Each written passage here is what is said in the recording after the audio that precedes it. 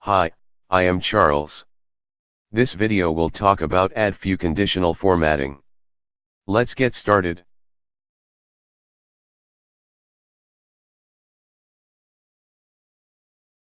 Different conditional formatting rules can be applied to the same cell.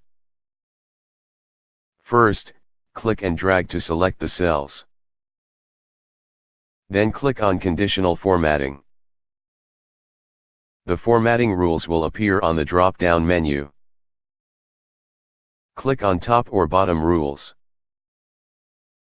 Then click on Top 10 Items. The Top 10 Items pop-up window will appear.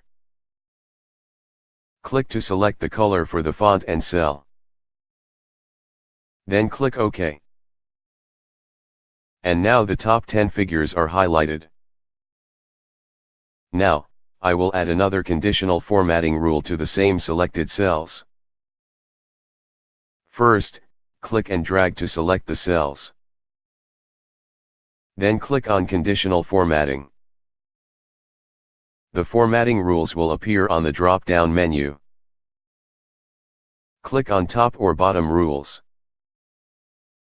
Now, another pop-up menu will appear. This time I will select another conditional formatting rule.